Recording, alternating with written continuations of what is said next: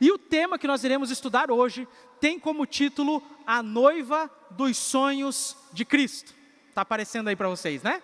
A Noiva dos Sonhos de Cristo. Esse é o título do nosso tema dessa manhã. Agora, por que nós estamos fazendo uma série sobre a Noiva de Cristo? Tem um motivo especial. Em primeiro lugar, porque maio é conhecido como o mês do quê? O mês das noivas. E a noiva de Cristo é a igreja. E a gente não podia deixar de falar sobre esse tema tão importante. Mas há um segundo motivo que para nós localmente é ainda mais especial. É porque nós estamos nos dias finais, na reta final para o aniversário de 10 anos da nossa igreja. Eu não sei se vocês repararam, mas a obra está andando aqui, já estão colocando ali aquele telhado da parte de cima, está tudo acontecendo para que no dia do aniversário da igreja esteja tudo preparado e ocorra aqui na casa de Deus uma grande festa em louvor ao nosso Deus. Amém? Amém. Então vamos falar sobre o nosso tema de hoje, a Igreja dos Sonhos de Cristo. Eu quero começar falando para vocês sobre como era o casamento nos dias bíblicos. O casamento nos dias de Cristo era um pouquinho diferente, poderíamos dizer que até que era bastante diferente daquilo que a gente está usualmente acostumado. Como que funcionava o casamento? O pai da noiva fazia um contrato com o pai do noivo. Depois de firmado esse contrato, os dois já eram considerados um marido do outro, ou esposa do outro. Eles já eram considerados como se estivessem casados, mas eles não se uniam de fato naquele momento em que o contrato era firmado. Depois que o contrato era firmado, o que acontecia? O noivo voltava para a casa do pai e a noiva voltava para a sua casa. E nesse período em que cada um voltava para a sua respectiva casa, iniciava-se um processo de preparação para a união conjugal de fato, para as bodas que aconteceria. E como que era esse processo de preparação? O noivo, como eu disse, voltava para a casa do pai. E lá na casa do pai, ele tinha uma missão especial de preparar todas as coisas para receber a noiva. Entre o processo de preparação de todas as coisas para receber a noiva, estava a função, a missão de construir um lugar onde ele pudesse habitar com a noiva. E geralmente, naquela cultura oriental antiga, esse lugar que o noivo construía para morar com a noiva era um anexo que era feito na casa do pai dele.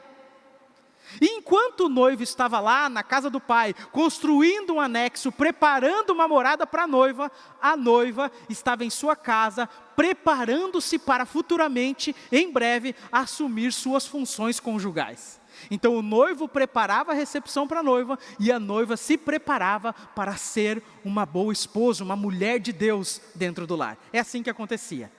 E é interessante a gente pensar que Jesus usou justamente a analogia do casamento para representar o seu encontro com a noiva, o seu encontro com a igreja. Jesus Cristo, o noivo, a igreja, a noiva.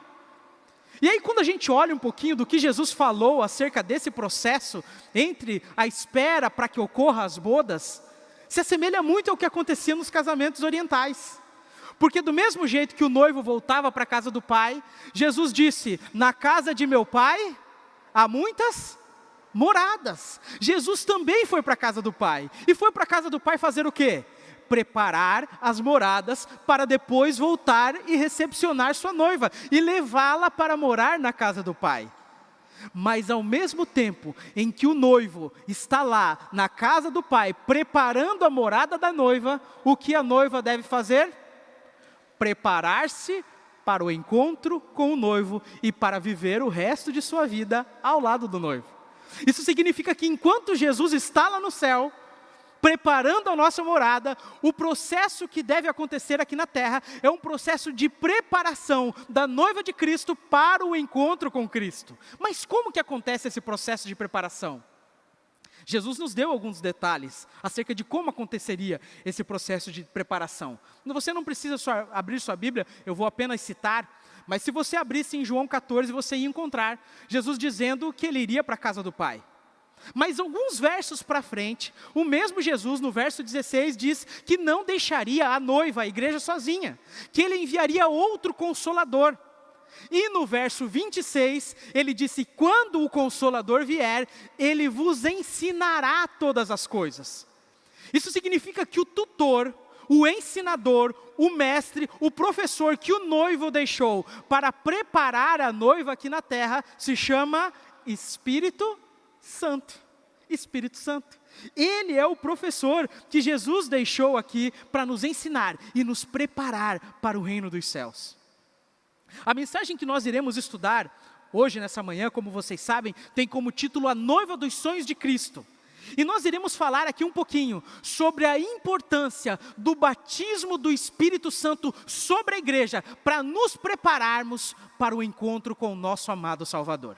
Então a primeira coisa que eu quero falar com vocês nessa manhã, é sobre isso que está aí aparecendo para você.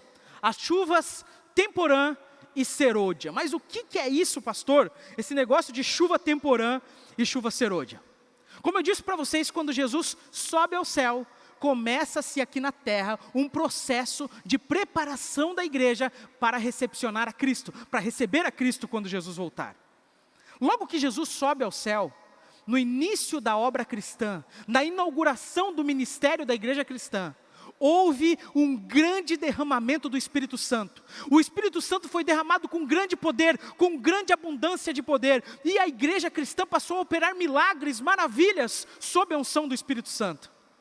E da mesma forma que o início da obra cristã começou através de uma manifestação de um poder sobrenatural, grandioso do Espírito Santo, a Bíblia também diz que a obra de Deus, efetuada pela igreja cristã, se finalizará também por uma grande manifestação do Espírito Santo.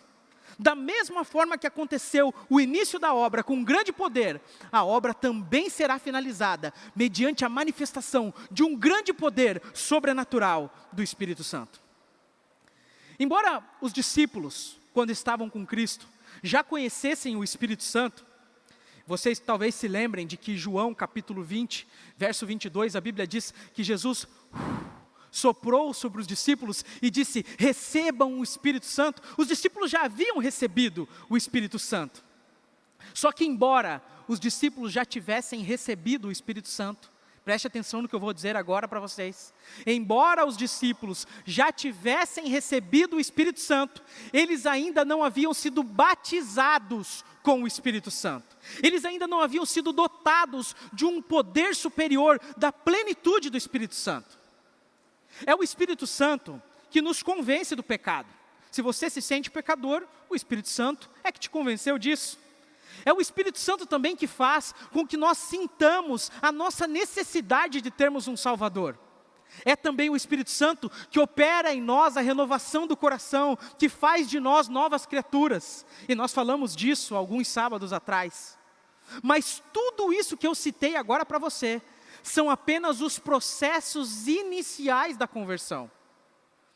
São totalmente distintos daquilo que é na Bíblia chamado de batismo do Espírito Santo. E deixa eu falar algo para você.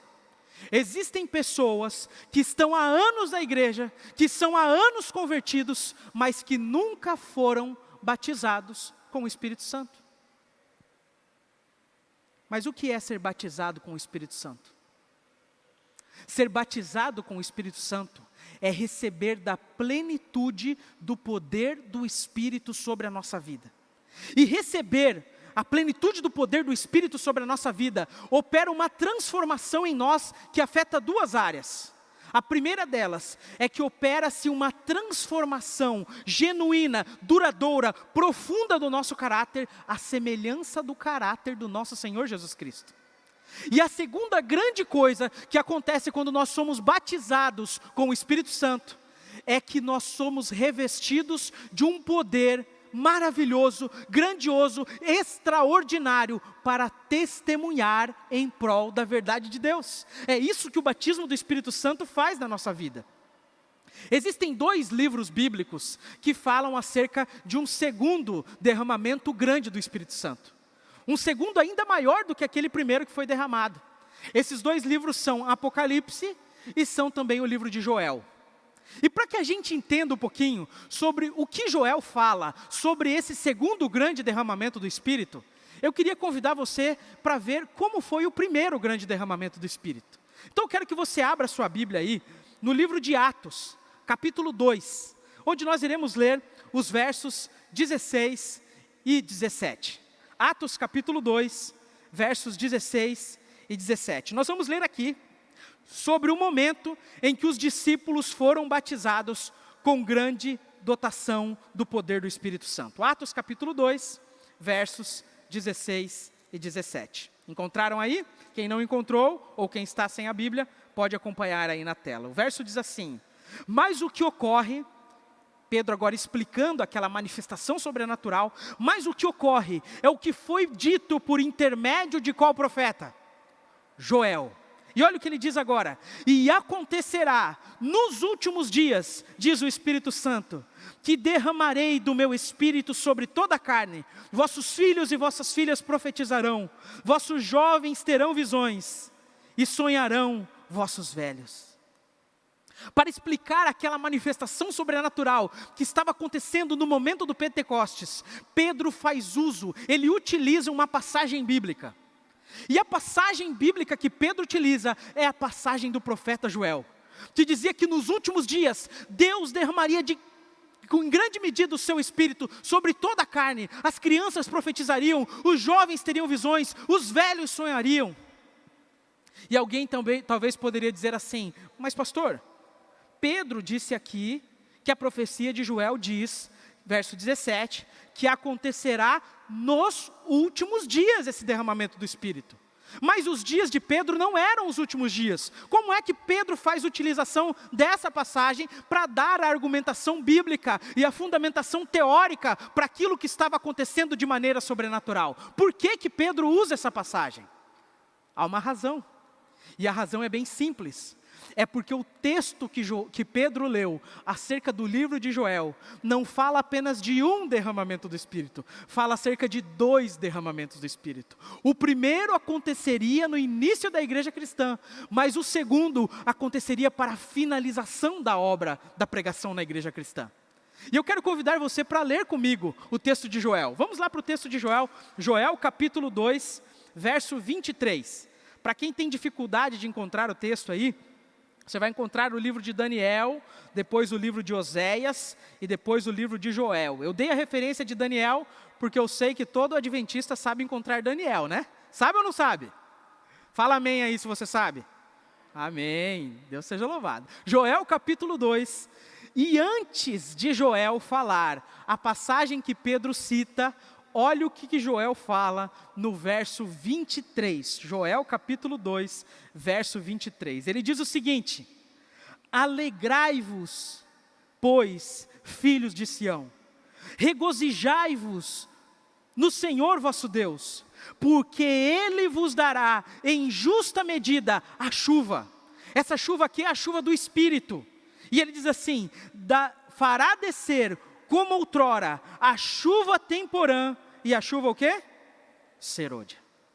O profeta Joel, para exemplificar a manifestação do Espírito dentro do projeto de Deus, do plano de Deus para a pregação do Evangelho, ele diz que esse derramamento do Espírito aconteceria como as chuvas. Que chuvas? Chuvas temporã e serôdia. E aí você pergunta assim: mas pastor, o que é esse negócio de chuva temporã e de chuva serôdia? Eu vou explicar para você. Lá no Oriente, quando se tinha o período de plantio, existiam 2 grandes chuvas que eram muito necessárias para que o grão crescesse e amadurecesse e estivesse pronto para a colheita. Aqui no Brasil, principalmente aqui no Amazonas, a gente vive um período aí que durante 6 meses chove muito, né? Se a gente for até agora no centro de Manaus, está alagado lá de tanta chuva que a gente tem. Mas lá não era assim. Existiam 2 chuvas que eram necessárias. A primeira chuva que caía se chamava chuva temporã. E qual era a função da chuva temporã? Preste atenção nisso. A função da chuva temporã era, quando a semente era plantada sobre o solo, a chuva temporã caía para fazer com que a semente brotasse, com que a semente germinasse e que aquela planta começasse a ter um crescimento saudável. Só que quando o tempo passava, a semente era plantada, a planta nascia, crescia, a chuva temporã tinha caído. Quando chegava próximo do tempo da colheita e a planta já havia dado frutos, para amadurecer o grão e prepará-lo para a colheita, caía a segunda chuva. E essa segunda chuva era ainda maior, mais abundante que a primeira. E a segunda chuva era chamada, como vocês viram aí, de chuva serôdia. E o profeta Joel, para exemplificar para nós o que é que aconteceria sob a direção do Espírito Santo, ele usa a figura de linguagem dessas duas chuvas, mostrando que o início do ministério cristão começaria pela manifestação poderosa do poder do Espírito, mas que nos últimos dias da história da terra, esse mesmo poder do Espírito se manifestaria novamente, mas em um poder ainda mais abundante, preparando a semeadura da terra para a grande colheita de Deus. Isso significa, queridos amigos, que nós estamos vivendo um período profético da história, entre os dois grandes derramamentos do Espírito. A chuva temporã já caiu, a chuva serôdia cairá, e nós estamos vivendo exatamente agora, esse período, entre essas duas promessas. A primeira chuva caiu em resultado da promessa de Jesus de que ela cairia. E o momento em que ela caiu foi quando Jesus havia subido ao céu. A segunda promessa também virá por meio da confiança naquilo que Jesus havia prometido. E se culminará com o retorno de Jesus. A primeira foi quando Jesus subiu, a segunda culminará com o seu retorno. Abra sua Bíblia novamente no livro de Atos. E agora a gente não vai mais sair de Atos, tá? Vamos facilitar esse negócio aqui. Abra em Atos, capítulo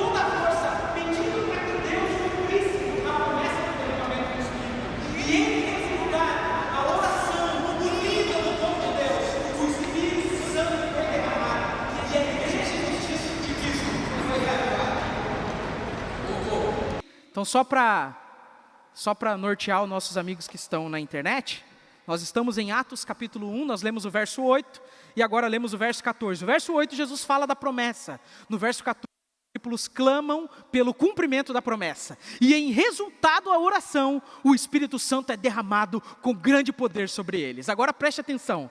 Da mesma forma que a chuva temporã, a primeira grande medida do Espírito, foi derramada sobre os discípulos em resposta à oração, a segunda grande porção do Espírito, a chuva temporã, será também derramada sobre a noiva de Cristo, mediante o poder do quê? Da oração. Nós não receberemos a promessa se não clamarmos pela promessa. E eu pergunto para você, você tem pedido o batismo do Espírito Santo?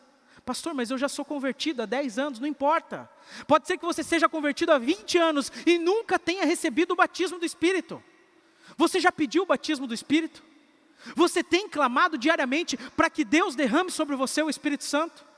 Você já passou madrugadas em oração e lágrimas diante de Deus, pedindo a dotação especial do Espírito Santo sobre a sua vida?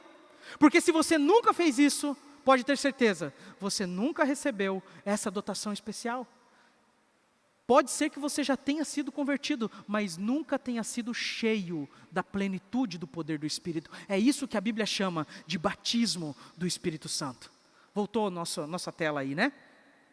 Agora, olha o que Ellen White fala aqui, ó.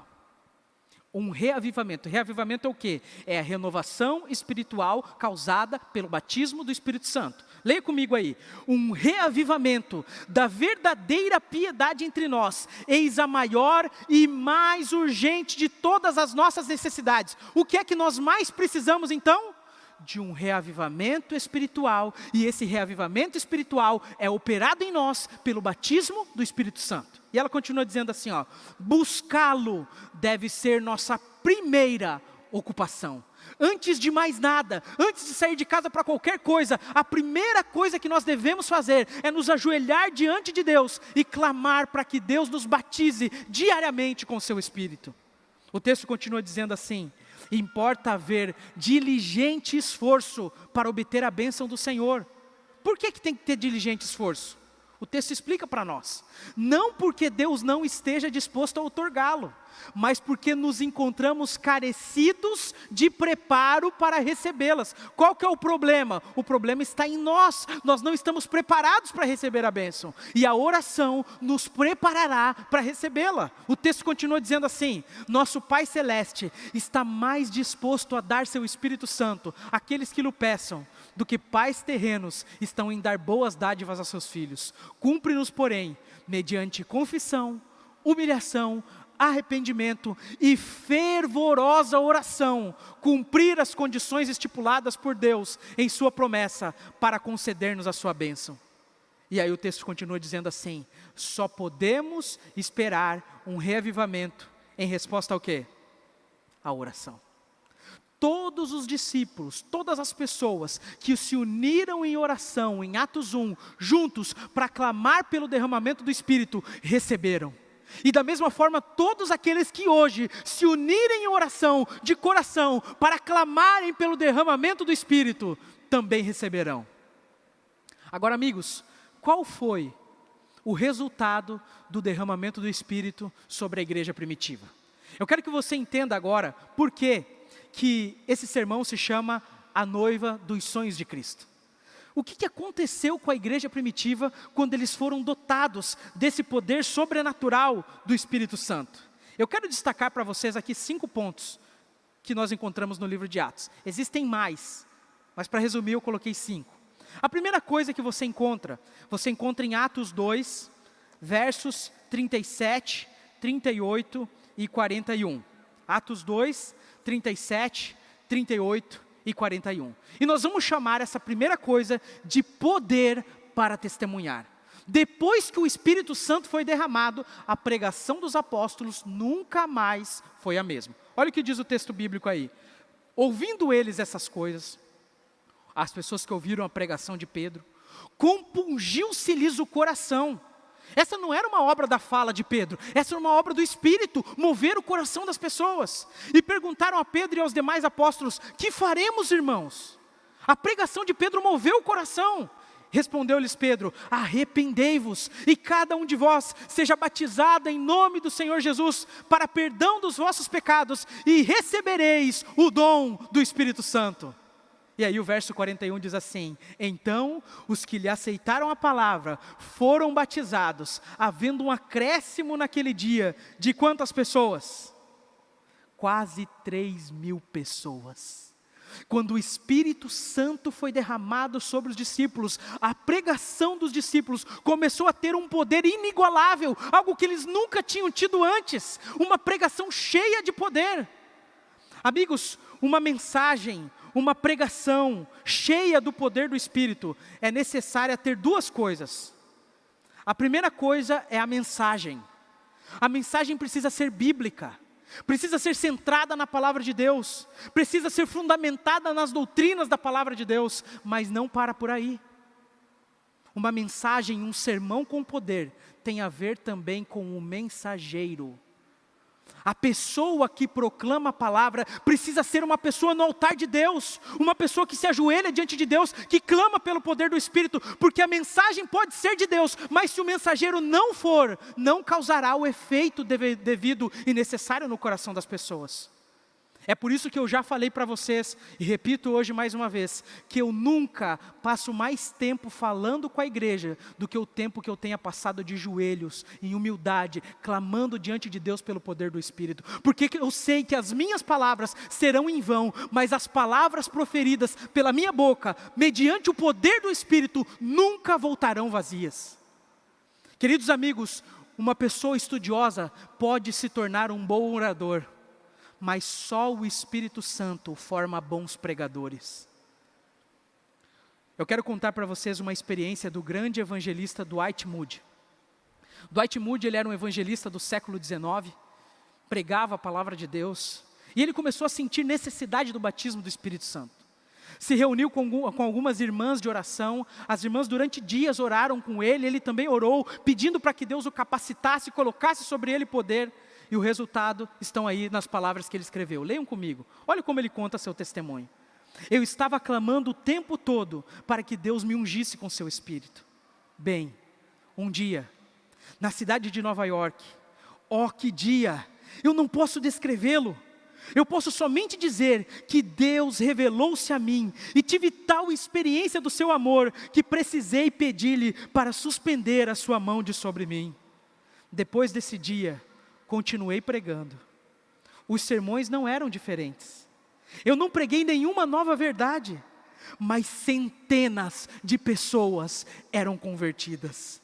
Se alguém me oferecesse o mundo inteiro para eu voltar a viver do jeito que vivi antes dessa abençoada experiência, desprezaria essa proposta e a consideraria apenas como pó em uma balança. Amigos, a mensagem era a mesma. Os sermões eram os mesmos, não havia nenhuma nova luz, mas quando ele pregou sobre o batismo do Espírito Santo, centenas de pessoas eram convertidas. Sabe o que está faltando no nosso meio para que centenas de pessoas sejam convertidas? Poder do Espírito Santo. Eu estou dando para você o exemplo da pregação, mas isso se aplica a todas as esferas da comunhão cristã, do testemunhar acerca de Cristo. Está faltando poder no seu PG, está faltando o Espírito Santo. Você precisa de poder para testemunhar individualmente para as pessoas. Clame ao Espírito Santo, busque o batismo do Espírito Santo, porque o Espírito Santo nos capacita a testemunharmos com poder. A segunda coisa que aconteceu na igreja primitiva está no verso 42, que é o verso seguinte aí. O verso 42 diz assim, e perseveraram na doutrina dos apóstolos. A Bíblia diz que as pessoas que foram convertidas mediante a pregação de Pedro, que veio com a unção do Espírito, ao ouvirem a pregação de Pedro e serem convertidas, elas perseveravam na doutrina dos apóstolos. Em outras palavras, elas eram fiéis àquilo que está escrito na palavra de Deus. Aliás, vocês sabem que quem inspirou as Sagradas Escrituras foi o próprio Espírito Santo. E se foi o Espírito Santo que inspirou as Sagradas Escrituras, somente o Espírito Santo pode fazer de nós pessoas fiéis àquilo que está escrito aqui. E quando nós somos batizados pelo Espírito Santo, o Espírito Santo nos dota de um poder especial para andarmos vitoriosamente em harmonia com aquilo que está escrito na palavra, de acordo com a vontade do nosso superior Senhor Jesus Cristo. Você tem tido dificuldades para vencer seus pecados? Para andar em conformidade com a palavra? Peça o batismo do Espírito Santo, porque sob o batismo do Espírito Santo, aquelas pessoas perseveravam na doutrina. O Espírito Santo nos fortalece para que mesmo em meio a tribulações, a angústias, a dificuldades, nós nos mantenhamos fiéis àquilo que está escrito na palavra de Deus. Sabe por que isso é importante, amigos? Eu quero fazer uma advertência aqui. Nós estamos vivendo um tempo em que a palavra de Deus tem sido objeto de crítica das pessoas. Várias pessoas estão tentando criticar a Bíblia, adequá-la a seus próprios pensamentos corruptos. Essas pessoas têm proposto um novo método, um novo sistema de interpretação bíblica, porque não querem aceitar a Bíblia como ela é de fato, porque a Bíblia condena suas práticas pecaminosas. E por isso tem desenvolvido uma nova metodologia, ensina um novo sistema de estudo da Bíblia. Há alguns ousados que inclusive chegam a dizer que a Bíblia precisava ser atualizada. Preste atenção nisso que eu vou falar para você. Eu falo para todos, mas quero falar de maneira especial aos jovens. Jovens, as redes sociais estão repletas de pessoas que estão sendo usadas pelo inimigo de Deus para subverter, você sabe o que eu estou falando, né? Subverter aquilo que está nas Sagradas Escrituras. Querem desfazer-se daquilo que está escrito. Tentam dizer que Paulo não era um apóstolo genuíno, porque Paulo, diga-se de passagem, sob a inspiração do Espírito, escreveu coisas que condenam suas práticas pecaminosas. Mas para continuarem vivendo em seus pecados, essas pessoas dizem que seguem o método de Cristo e que não aceitam aquilo que Paulo escreveu. Mas amigos, toda a Escritura é inspirada por Deus e útil para o ensino. Ela é uma palavra viva e eficaz e mais penetrante do que uma espada de dois gumes. Não sou eu que devo olhar para a Bíblia para julgá-la, para criticá-la, para dizer o que está errado ou correto, segundo a minha percepção nela. Não, a Bíblia é que deve me julgar e dizer aquilo que está correto em mim, porque é através do poder dela, mediante a ação do Espírito, que nós somos transformados. Preste atenção nisso, uma pessoa sob a unção do Espírito, batizado pelo Espírito Santo, nunca se atreverá a julgar e criticar aquilo que o próprio Espírito Santo revelou através das Sagradas Escrituras. Amém? Terceira coisa, a perseverança na comunhão. O verso diz que eles perseveravam na doutrina dos apóstolos e também perseveravam na comunhão. E o que é comunhão, irmãos? Comunhão é a união de duas palavras, comum, união. Eles estavam unidos em um mesmo propósito. E qual era? A edificação do reino de Deus. E como estavam focados no mesmo propósito, eles trabalhavam unidos para edificar, para pregar, para promover o reino dos céus. Aquele problema que existia entre os discípulos antes do batismo do Espírito Santo, que um falava, eu sou maior do que você, quem vai ser o maior no reino de Deus? Que que João e Tiago falaram para a mãe deles, pedir para Jesus, para que eles ficassem à direita e à esquerda no reino de Jesus. Tudo isso acabou quando o Espírito Santo foi derramado, porque o Espírito Santo traz comunhão para a igreja. Uma igreja onde a falta de unidade, a falta da ação e do batismo do Espírito Santo. Se você quer ter unidade dentro do âmbito da igreja, busque o batismo do Espírito Santo, porque o Espírito Santo traz unidade. Lembram-se da bênção apostólica de 2 Coríntios 13:13? A graça de Jesus, o amor de Deus o Pai e a comunhão de quem? Do Espírito Santo. É o Espírito Santo que traz a comunhão. E a comunhão da igreja primitiva, ela foi a tal ponto que, se vocês continuarem aí lendo o texto, verso 44, 45, vocês vão ver que eles não consideravam o que tinham como sendo propriamente seu. Entendiam que tudo aquilo que eles possuíam eram dádivas divinas que deveriam ser usadas para o benefício do reino. Vendiam suas propriedades, repartiam as coisas entre si e havia uma unidade completa na igreja. Comunhão, a igreja dos sonhos de Cristo. A quarta coisa que eu quero destacar aqui é a manifestação sobrenatural. Que manifestação sobrenatural? Leia aí o verso 43 comigo. Diz: em cada alma havia temor, e muitos prodígios e sinais eram feitos por intermédio dos apóstolos. A pregação dos apóstolos era cheia de poder.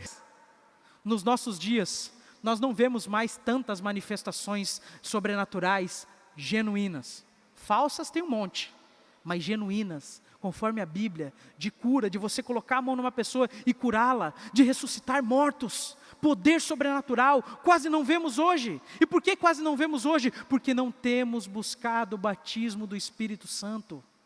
Porque os discípulos, quando receberam, tinham esse poder. Eles tinham esse poder. E aí, por fim, a quinta, e que eu acho mais fantástica de todas, é a maneira como o Espírito Santo conduzia a igreja primitiva. Se você virar algumas páginas aí da sua Bíblia, você vai chegar, por exemplo, em Atos capítulo 5, e você vai encontrar do versículo 1 ao 3, duas pessoas que por suas atitudes iriam perverter o que estava acontecendo de comunhão na igreja. Porque eles viram que todo mundo vendia as propriedades, dava para os apóstolos para dividir entre todos, mas queriam roubar, ficar com uma parte para si, tendo feito a promessa para Deus de que dariam.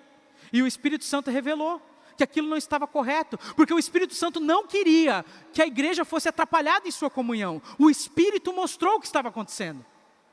Se você caminhar um pouquinho mais para frente na sua Bíblia, Atos capítulo 8, você vai encontrar aquela história que você já conhece, onde Filipe estava andando num determinado lugar, e o Espírito Santo disse para o Filipe no verso 29, vai lá naquela carruagem, se aproxima do eunuco, prega para ele a palavra. Filipe vai, prega para o eunuco, sob a direção do Espírito. Depois de pregar para o eunuco, quando o eunuco acorda, levanta das águas batismais, Filipe não está mais lá. Que diz o verso 39, que o Espírito Santo o arrebatou e o levou para outro lugar. Os apóstolos não iam para onde eles queriam, eles iam para onde o Espírito os mandava que fossem. Se você continuar virando as páginas da sua Bíblia, você vai chegar em Atos 10. Atos 10 você encontra o Espírito Santo corrigindo a visão equivocada de Pedro acerca dos gentios. Pedro não queria evangelizar os gentios, considerava os gentios imundos, e o Espírito Santo disse para ele, Pedro, não chame imundo aquilo que Deus purificou.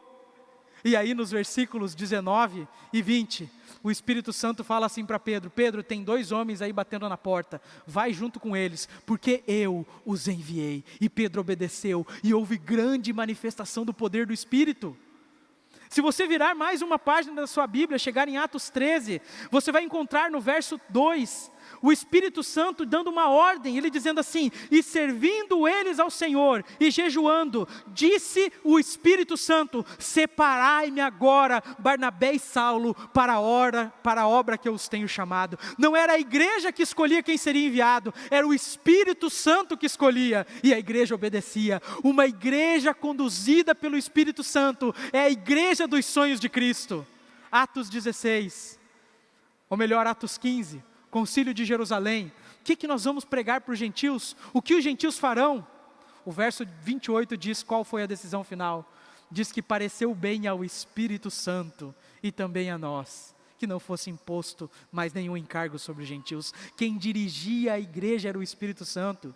Em Atos 16, Paulo fala, eu vou pregar na Ásia. E no verso 6 o Espírito Santo fala, não, na Ásia você não vai, você vai para Macedônia. O Espírito Santo impede Paulo, manda que Paulo vá para outro lugar. E lá na Macedônia, Paulo funda a igreja de Filipos, que se tornou a igreja mais amada pelo apóstolo. E é por isso que hoje nós temos a carta da alegria, a carta aos filipenses. A igreja de Atos era uma igreja plenamente, completamente, intensamente dirigida pelo poder do Espírito Santo. Essa é a igreja dos sonhos de Cristo. Nós precisamos da unção do Espírito Santo que os discípulos receberam. E a boa notícia que nós temos é que esse mesmo poder do Espírito Santo que foi dado no Pentecostes para os discípulos ainda está disponível para nós, ainda está acessível a nós. E para que nós possamos encontrarmos com esse poder, nós tudo que precisamos fazer é orar, clamarmos de todo o nosso coração e pedirmos para que Deus derrame sobre nós o Espírito Santo. Como eu disse a vocês, a obra cristã se iniciou através de grande manifestação do poder do Espírito, e a obra cristã se finalizará através de grande manifestação do poder do Espírito Santo. Ellen White diz o seguinte, pelo poder do Espírito Santo, deve a imagem moral de Deus será aperfeiçoada no caráter. É esse batismo do Espírito Santo que eu estou falando para vocês. A chuva serôdia amadurecerá o grão da seara da terra, e ela representa a graça espiritual que prepara a igreja para a vinda do Filho do Homem. Mas a menos que a chuva temporã haja caído, não haverá vida. A ramagem verde não brotará. Se a chuva temporã não fizer o seu trabalho, a serôdia não desenvolverá a semente até a perfeição. Olha que coisa séria. E olha como o texto continua. Muitos têm em grande medida deixado de receber a chuva temporã. Não têm buscado o Espírito. Não têm obtido todos os benefícios que Deus assim para eles tem provido. Esperam que as falhas sejam supridas pela chuva serôdia. A pessoa pensa, quando eu receber a chuva serôdia, aí eu vou me preparar. Mas olha o que ela diz assim, quando a maior abundância da graça estiver para ser outorgada, esperam poder abrir o coração para recebê-la, mas estão cometendo o quê? Um erro terrível. Esse poder do Espírito, amigos, está hoje disponível para nós. Embora o Espírito Santo vá cair, conforme a promessa, em grande medida no tempo final, se a gente não receber agora o batismo do Espírito Santo, não estaremos preparados para recebê-lo. Olha esse outro texto: a descida do Espírito Santo sobre a igreja é olhada como estando no futuro, é porém o privilégio da igreja tê-la agora. Buscai-a, orai por ela, crede nela, precisamos tê-la, e o céu espera para concedê-la. Amigos, tudo converge a nosso favor, o céu está ansioso para derramar sobre nós essa preciosa promessa. Olha esse outro texto: a medida do Espírito Santo que recebermos será proporcional a 3 coisas, olha só. Primeiro, a intensidade do nosso desejo. Você tem tido o desejo do Espírito Santo? Quanto de desejo você tem tido? Vai ser proporcional ao desejo que você tem. Em segundo lugar, a fé exercida nesse sentido. Você crê que Deus pode te dar o Espírito? Você confia que a promessa de Deus é fiel e verdadeira? Você crê que aquele que prometeu é fiel para cumprir e que nenhuma de suas palavras caem por terra? A fé, proporcional à fé. E em terceiro lugar, ao uso que fizermos da luz e do conhecimento que nos forem concedidos. Você tem procurado viver de acordo com a luz que o Espírito Santo já te tem dado das Sagradas Escrituras? Tem vivido em harmonia com as verdades que você já conhece? Olha esse texto aí: o derramamento do Espírito nos dias dos apóstolos foi a chuva temporã, e glorioso foi o resultado. A chuva serôdia será mais abundante, porém. Queridos amigos, quando cada um de nós buscarmos individualmente a unção e o poder do Espírito, nós seremos revestidos do poder sobrenatural do Espírito Santo. Nossas pregações, nosso testemunho da verdade nunca mais será o mesmo. O nosso caráter será transformado à semelhança do caráter de Cristo, e nós veremos a nossa igreja militante, debilitada como é hoje, se tornar a igreja triunfante de Deus. E a igreja que nós servimos hoje se tornará a noiva dos sonhos de Cristo, porque aquelas 5 características da igreja primitiva se manifestarão sobre nós. Teremos poder para testemunhar a verdade, estaremos firmes naquilo que está escrito na palavra de Deus, vivendo em harmonia com as verdades das Escrituras. Viveremos plenamente a comunhão, intensamente a comunhão. E vocês sabem, chegará um tempo em que não dará mais para continuarmos com nossas propriedades, não teremos mais templos para cultuar a Deus, e naquele dia será requerido de nós a mesma coisa que foi requerido da igreja primitiva: dividir entre todos o que se tem, para que ninguém passe necessidade, porque o tempo do fim terá chegado. E em quarto lugar, teremos a manifestação sobrenatural de curas e de prodígios. E em quinto lugar, seremos conduzidos, ali está errado escrito, né? Mas seremos conduzidos pelo poder do Espírito Santo. E o último texto que eu quero ler para vocês, inclusive é um texto do Mensagem aos Jovens. Prestem atenção, jovens, adolescentes: não há nada que Satanás tema tanto como que o povo de Deus limpe o caminho, mediante a remoção de todo impedimento, de modo que o Senhor possa derramar seu Espírito sobre uma igreja debilitada e uma impenitente congregação. Quando o caminho estiver preparado para o Espírito de Deus, a bênção virá. Não se esqueçam, queridos irmãos, de que a obra do Espírito Santo é preparar a noiva para o encontro com o noivo. Aquele noivo que um dia viveu aqui nessa terra, que pagou o preço dos nossos pecados, que nos amou com um amor infinito, impressionante, que antes de você falar, antes de você nascer, já pensava em você. Que amor impressionante, que amor infinito. Esse glorioso Senhor Jesus está voltando, e a promessa do Espírito é hoje para nós, se nós clamarmos de todo o coração para recebermos. E queridos amigos, enquanto vocês ouvem essa canção, Se você deseja hoje tomar a decisão de dizer assim: sim, Senhor, a partir de hoje eu irei buscar intensamente, fervorosamente, de todo o coração, o batismo do Espírito Santo. Se você deseja tomar essa decisão, enquanto eles cantam, eu peço para que você fique de pé, e no final eu irei orar por você.